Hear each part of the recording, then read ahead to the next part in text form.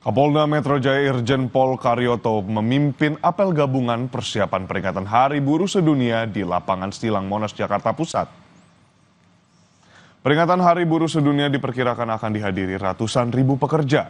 Peringatan akan berpusat di Monumen Nasional dan Patung Kuda. Polisi menggandeng TNI dan Pemda untuk mengamankan peringatan dengan mengerahkan sekitar 14.000 personel. Kapolda Metro Jaya juga menyebut peringatan Hari Buruh akan dihadiri oleh Presiden Prabowo Subianto. Oleh karena itu, Dirlantas Polda Metro Jaya juga menghimbau agar masyarakat terus mengupdate informasi terkait pengalihan arus lalu lintas di media sosial Ditlantas Polda Metro Jaya. Himbauan kami juga, ini akan menjadi momentum yang penting bagi rekan-rekan serikat pekerja karena akan dihadiri langsung oleh Bapak Presiden. Dan tentunya rekan-rekan juga akan mendengarkan bagaimana arahan kebijakan Bapak Presiden menyangkut dunia pekerja.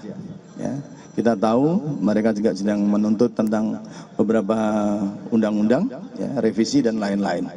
Dan kita juga mengharapkan dengan isu-isu nasional yang lain, kami sangat berharap bahwa masyarakat yang lain yang sedikit ada masalah-masalah menyangkut isu-isu yang lain untuk tidak ikut memprovokasi. Tidak ikut memprovokasi. Kalaupun unjuk rasa, silakan unjuk rasa dengan cara-cara yang baik yang sudah diatur oleh undang-undang.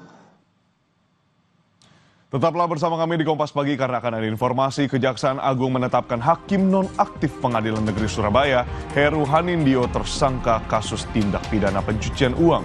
Penetapan tersangka Heru Hanindyo terkait penanganan perkara kasus Ronald Tanur di Pengadilan Negeri Surabaya.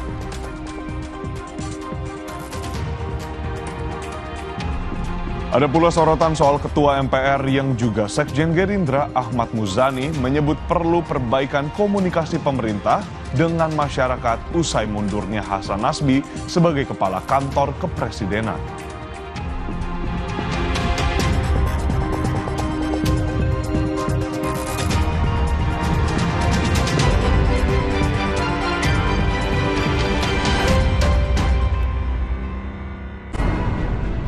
Sebuah penelusuran jurnalistik.